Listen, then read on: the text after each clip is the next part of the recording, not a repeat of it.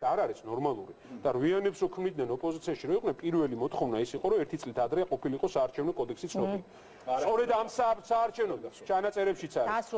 სწორედ ამ საარჩევნო კოდექსში მუხლებში წარდგენილია რომ გამგებლის კანდიდატი პირველად ჩდება ესეთი რაღაც ვერ იქნება საკრებულოს სიისცემი. სპეციალურად იმისთვის რომ ოპოზიციას პრობლემა შეუქმნათ. რატო გექნება პრობლემა? გონიათ რომ პრობლემა რატო გექნება? ერთი წუთით რა, ერთი წუთით. პრობლემა რატო გექნება? რატომ ექნება და იმიტომ რომ გამგებლობის კანდიდატი შეიძლება მე ჩვენ გვინდა რომ იყოს სიის პირველი ნომერიც.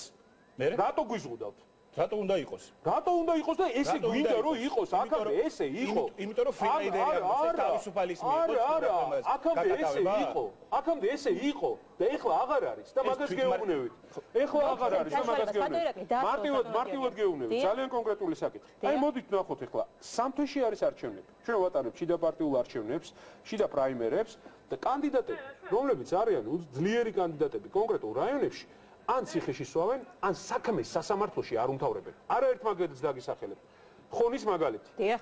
გამგებელიც და მოადგილეც. დუშეთის მაგალითი. ჩვენი რაიონული ორგანიზაციის ხელმძღვანელი გამოძიებაზე კი არავინ ამბობს, არ გამოიძიებო. წინასწარი პატიმრობებია მიჭირდა. ადიგენის რაიონი.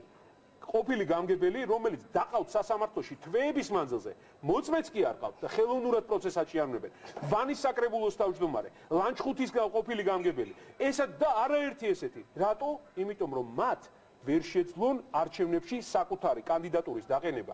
ძალიან კონკრეტული მიზანი აქვს და ძალიან კონკრეტული მისია აქვს. ეს თქვენი აზრით ნორმალური საარჩევნო გარემოა? კარგით, კითხოთ ბატონ ირაკლის, რამდენიმე ბრალდება, მათ შორის ის რომ ადამიანები, რომელთაც არჩევნებში უნდა მიიღოთ მონაწილეობა ნაციონალური მოძრაობის სახელით, ისინი არიან დაკავებულები სამოხელეო დანაშაულზეა, ხო საუბარი ბატონ გიორგი? რატო ხდება სამოხელეო დანაშაულზე აღკვეთი ღონისძიებით სახით პატიმრობის გამოყენება, მაშინ როდესაც ჩვენ ვიცით თეთრი საყელოს პრინციპი არსებობს და ამაზე ხელისუფლება სხვა შორის საუბრობს, ყოფილი პროკურორიც საუბრობდა ჩვენს ეთერში. რა პასუხი გაქვთ ყველა ამ ბრალდებაზე? თავარ პროკურორში არჩილ კვირაშვილზე საუბრობდი ამ შეფასებაში. იძინა ივანიშვილმაც მეორე და ირაკლი ღარიბაშვილი. თეთრი საყელოს პრინციპი. რა პასუხები გაქვთ ამ ბრალდებაზე? პირველი რაც შეეხება ამ ბრალდებებს და იმ აღკვეთის ღონისძიებებს, რომელსაც სასამართლო იყენებს, მე კიდევ ერთხელ ვიმეორებ. მე ამასთან დაკავშირებით კომენტარის გაკეთებას არ ვაპირებ. და რატო არ ვაპირებ? ეს არის სასამართლოს გადაწყვეტილება, ეს არის პროკურატურის ბრალდება და ეს არის სასამართლო გარჩევის საქმე. რაც შეეხება ზეწოლას, ეს მე ვთვლი რომ საზოგადოებას კარგად ესმის და კარგად ხვდება, რომ ეს არის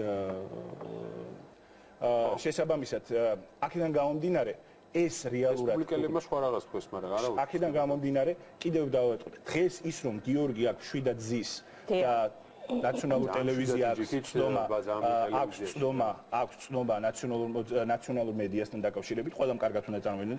დღეს გიორგის რო არ უთვალთვალებენ, გიორგის რო არ უყურებენ. ხვილია, ჯეუსელის ფაქტი პრობლემა. 21000 ტელეფონი მარტო ჯეუსელში გაქვს ჩართული მოსასმენა.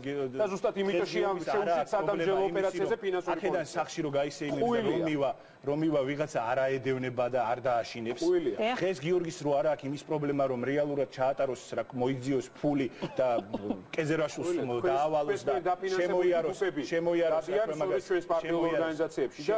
პოლიციელის თავში წამოწმაში ასივარეთ ნაციონალური მოძრაობის ის რომ დღეს გიორგის რეალურად თავისუფალი პოლიტიკური კამპანიის წარმოების შესაძლებლობა აქვს, აი ეს არის ზუსტად სხვაობა და არა მხოლოდ არჩევნები და აქვე რასაც ამბობს ზუსტად მჯერა და ჯეოსელში ფინანსური პოლიცია ეს შემთხვევით მოხდა. ხო, კიდევ სხვა შემთხვევით მოხდა ჯეოსელში ფინანსური პოლიცია და აპარატურა, იცით რა, თავისი წლების განმავლობაში უნდა